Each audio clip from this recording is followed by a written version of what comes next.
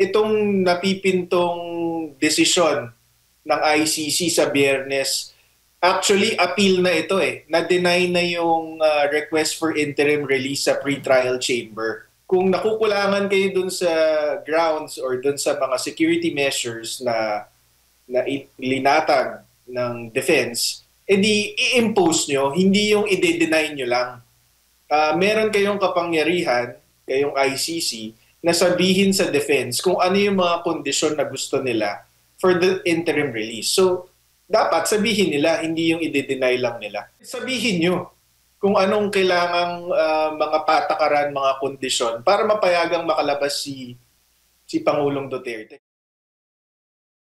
Si Attorney Paolo Panelo, Legal Counsel po for Veronica Duterte in habeas corpus petitions for FPRRD. Attorney, good morning. May buntag, Jade at Admar po muli ang inyong mga kasama. Maraming salamat po sa inyong oras.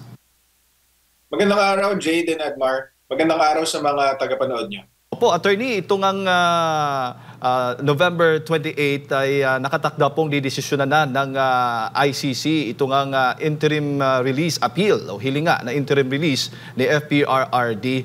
Ano ho ba yung mga nakikita po ninyong mga possibility na ito po ay papayagan ng ICC na makalaya?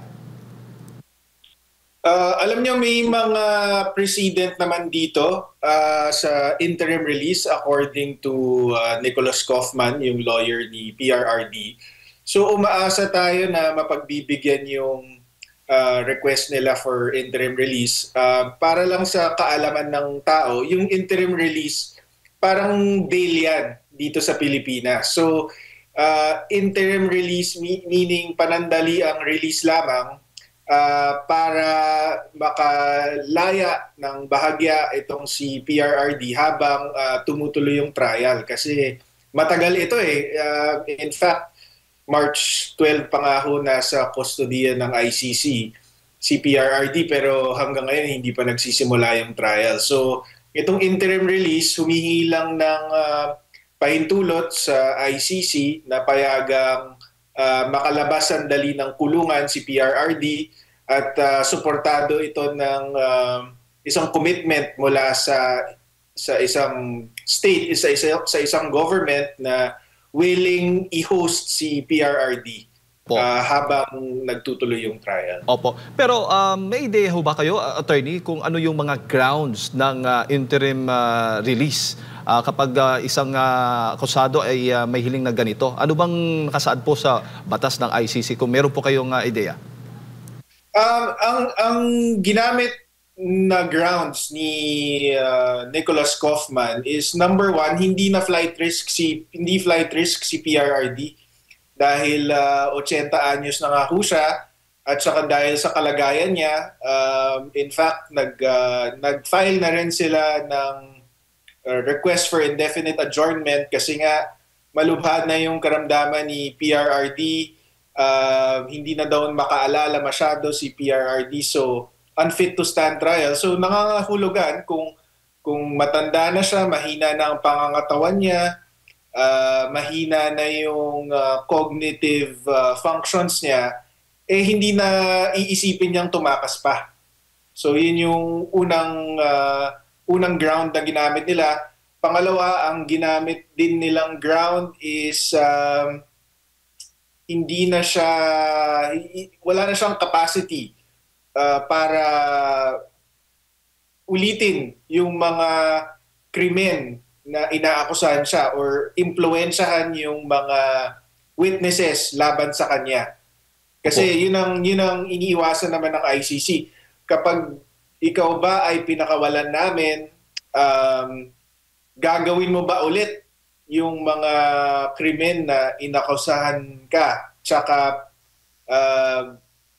meron ka bang pagkakataon na hanapin yung mga testigo laban sa'yo at pahirapan ang buhay nila or i-intimidate sila? Sabi ni Attorney Kaufman, sa kalagayan ni PRRD sa ngayon, wala siyang ganong capacity. So yun ang hiling. Bukod doon, meron nga pong guarantee or commitment from another state to host him and to implement the necessary security measures para masiguro na secure si PRRD at wala siyang magagawang hindi gusto ng ICC. Balik ka lang natin konti, attorney. Yung mga tungkol pa rin doon sa flight risk issue, hindi ho ba kailangan ng parang supporting documents like for example medical certificate o medical documents na nagpapatunay na talagang malubhaba ang kalagayan o magandang kondisyon ng presidente, which is dapat doon po yung magbabase ang korte, attorney? Nabasa ko naman yung request for interim release ni Nicholas Kaufman at nakita ko naman na meron siyang sinasite doon na mga medical records. In fact, ang pinakita niya ay 3 independent medical assessments para suportahan yung claim na maganda. Sa totoo lang, Jayden Admar, ang huling beses na nakita ko si Pangulong Duterte, ay nag-meeting kami noong January 2025. Isang buwan bago siya dakipin at dalhin sa ICC. Doon pa lang malubha na yung kalagayan niya. Hirap na siya maglakad, meron na siyang marami siyang iniinda sa katawan.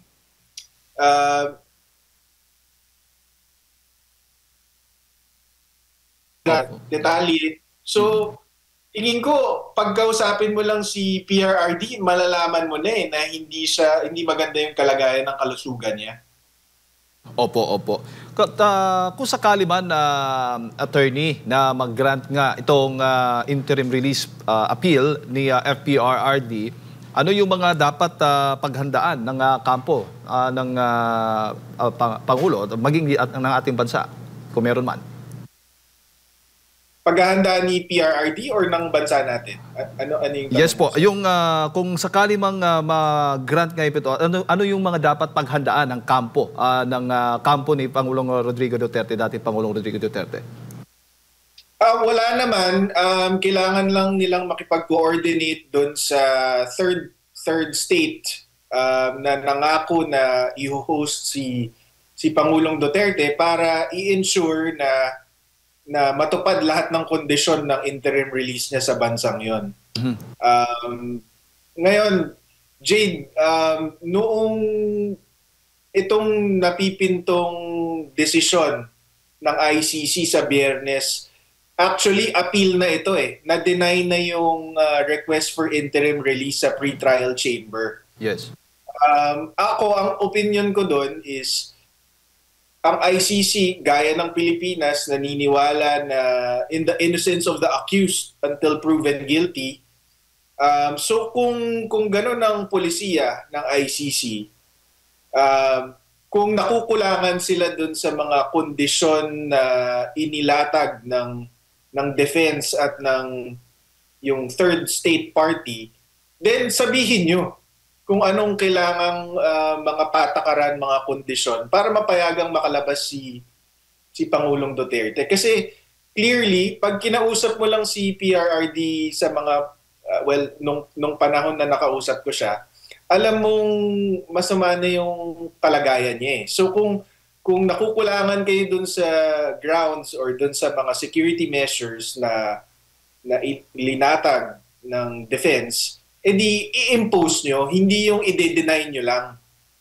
Meron kayong kapangyarihan, kayong ICC, na sabihin sa defense kung ano yung mga kondisyon na gusto nila for the interim release. So, dapat sabihin nila, hindi yung i-deny lang nila. Opo. Hindi ibig sabihin, attorney, hindi po lumabas doon sa naging desisyon nila nung unang hilinga na interim release na ibinasura po ng ICC. Wala pong paliwanag doon ang ICC? Meron, pero dinisregard nila yung kondisyon ni Pangulong Duterte. Kung matatandaan ko ng tama,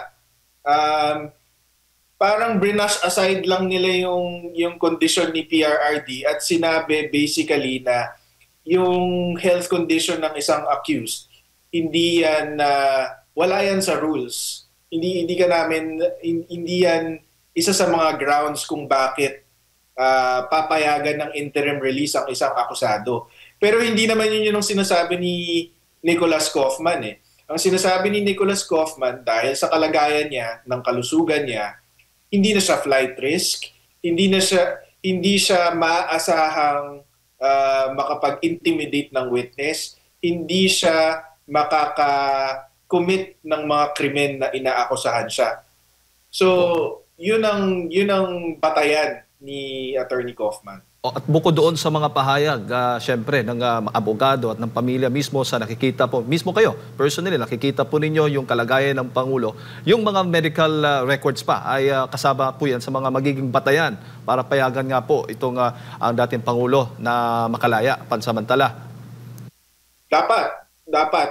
Although ang update dyan is doon naman sa pre-trial chamber, pinag-uusapan naman yung request ni Pangulong Duterte for indefinite adjournment. Ito naman ang basihan naman nun is yung unfitness to stand trial ni Pangulong Duterte dahil nga masama na yung kalagayan ng kalusugan niya at ng pag-iisip niya. So, ang nangyayari naman dun sa pre-trial chamber ay nag-appoint ng mga panibagong medical expert itong pre-trial chamber para suriin ang kondisyon ni Pangulong Duterte. So, hindi ko alam kung paano makaka-apekto yun sa request for interim release kasi sa pre-trial chamber, ang gusto ata ng pre-trial chamber, ibang doktor ang sumuri kay Pangulong Duterte. Po. At bago ko lang ipasa kay Partner Admar, Attorney, kung sakali man na ma-deny, may natitira hubang mga legal options pa ang kampo ni FPRRD? Hindi ko lang sigurado, Jade, hindi tayo ICC accredited lawyer, pero ang natatandaan ko is ang natatandaan ko lang noon nung ang OSG ang humaharap sa ICC at nabasura yung appeal nila sa ICC Appellate Chamber, wala na hong remedy pinili ang OSG pagkatapos noon. So baka ito na po yung huli, pero hindi po ako nakakasigurado. Attorney, magandang umaga, si Admar po ito. Hanggang sa kasulukuyan ay wala pa pong desisyon ata ang Korte Suprema natin doon sa pag-question, sa pagpapadala dito kay dating Pangulong Rodrigo Duterte sa ICC. Sakali man na maglabas ng desisyon ang Korte Suprema paborable sa dating Pangulo, nakikita niyo po ba na maaring may pagbabago? Like, mapapauwi ba siya? Mapipilit bang ICC na mapauwi siya dito sa ating bansa, Attorney? I-clarify ko lang, Admar, na ang jurisdiction ng Supreme Court ay nasa respondents dito sa petition na to. So, ang Philippine government represented by the Executive Secretary, DOJ Secretary, at DILG Secretary at iba pa, hindi siya directed sa ICC. So, pag naglabas ng order itong Supreme Court na inuutusan yung government officials natin na pauwiin si Pangulong Duterte, hindi siya addressed sa ICC.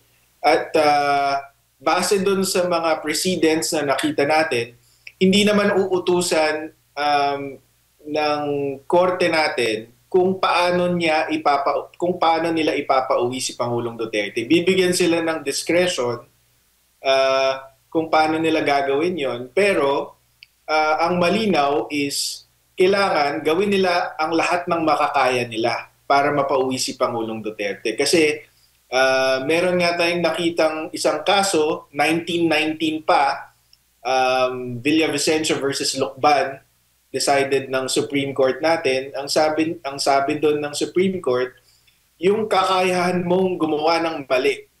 In this case, yung kakayahan mong dalhin si Pangulong Duterte sa ibang bansa, ipakulong siya doon nang walang suporta sa batas. May kaakibat yang obligasyon na gawin ng lahat ng makakaya mo na ibalik siya dito.